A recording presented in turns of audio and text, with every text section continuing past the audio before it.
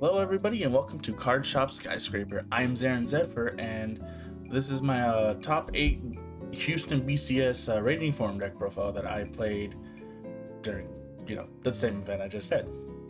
This wasn't actually like the choice I wanted to go with at first. I legitimately thought I was gonna sit there and play Bermuda and call it a day, but then I was like, I'm gonna play Raging Form. I played Raging Form, went 5-2 somehow, and here we are, top 8. Woo. I could have probably done a lot better my top 8 game if I went Force 1. So this is essentially a Force 2 Raging Form deck. Yeah, so that's a whole can of worms. I'll get to it when I get to it. So starting off, we have 4 Raging Form Dragons. This is supposed to be the main card of the deck, and a normal build. Yes, this is supposed to be the main card. I played 4 Raging Forms. In this deck you want to purposely be at 4 on your first grade 3 turn, so you can just push heavy on your opponent. I've won maybe 1 or 2 games. Won 2 games going on regular Raging Form, which was like round 1 and then like round 4. Whenever I played against Bermuda. So essentially, his effect, if you don't know, retire 3 Revengers and rewrite a grade 3 Revenger from your hand on top of this card. It's pretty cool. And then if you're at 4 or more damage, the reason why you want to be at 4 damage early game is so you can activate a secondary ability where you counterblast 1, search your deck for a grade 2 or less Revenger and call it to the board, so you can have board presence. And it's good because you'll be able to do it a second time, restand a second time, re-ride a second time. But it is what it is. Pretty good card. I actually went into this more. I ran 4 reverse Raging Fall.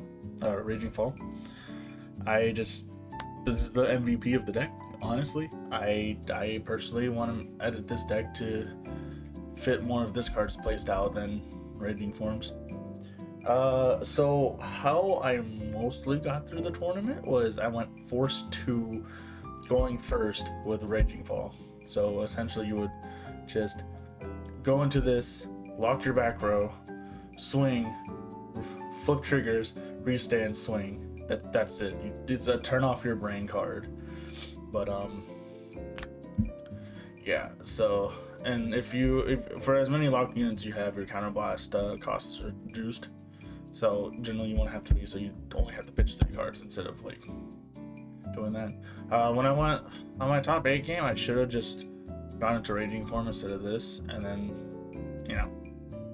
maybe I would have done better. But it happens. It's whatever. I was just happy to even make it to top 8.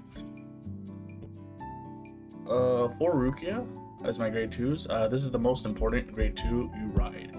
You do not ride this, your game becomes very uncomfortable whenever you get into grade 3, because he essentially adds a grade 3. I mean, not grade 3, he adds a Revenger when you ride a grade 3 Revenger on top of him.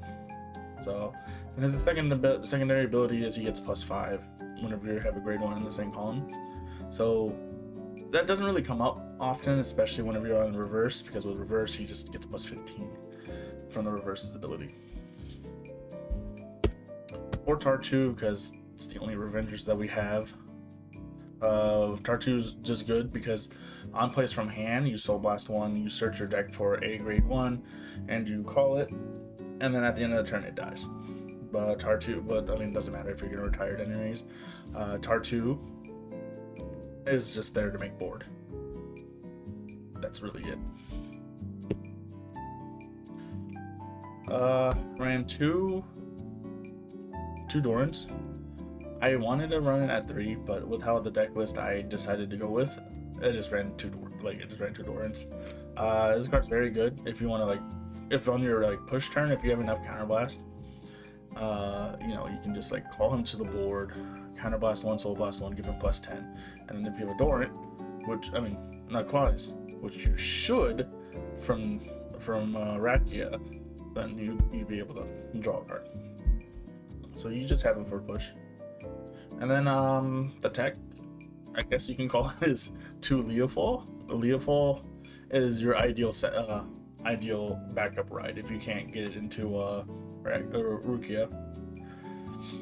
I know a lot of people can be like, but it's not a Revenger. It's like, okay, but you can kind of boss one, search any Revenger you want, any Revenger grade 1 that you want, to have it on there to lock or retire. That's all he's there for.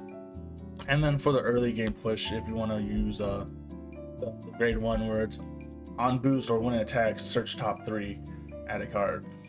Add a card to your, add a Revenger to your hand. He's just there for pressure and board, again, just like Tartu, board presence. Grade 1's running Rookia or Rukia. Same name. I mean, they just have similar names. This is the most important grade 1. You have to ride this, I believe. If you are not riding this, your game also like becomes very uncomfortable.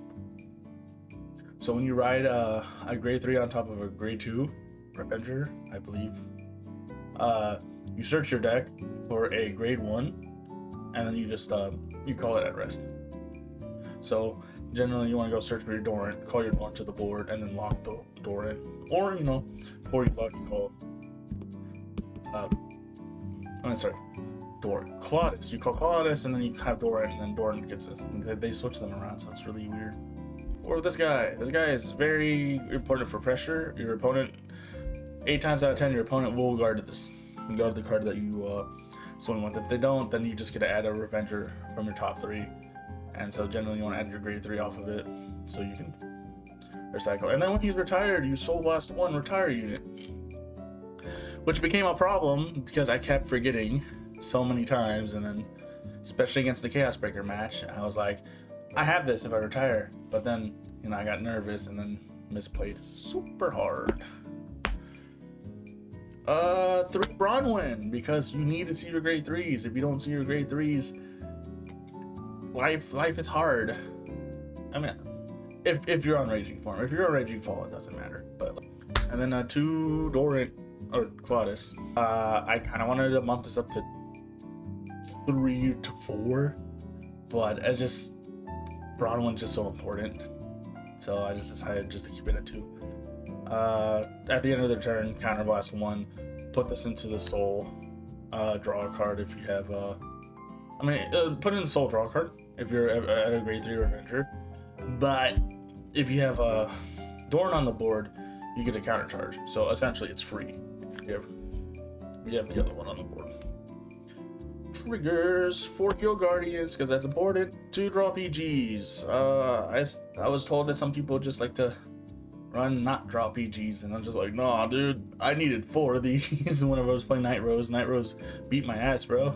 And then but I'm running like that. I'm running a Blau Owl. 4 of these because I did have Trumpeter. 4 Revenger crits because that's important, because it's a Revenger and you can add it off with this. And then your Revenger starter because you want to tell your opponent that you're not afraid to show them what you're playing. So with that is the end of my deck profile for Revengers. The deck was a lot of fun. I might bring it to another event if I go to California, which I have plans of going, so maybe I'll see you at California. Okay, with that, I'll see you in the next video. Bye bye.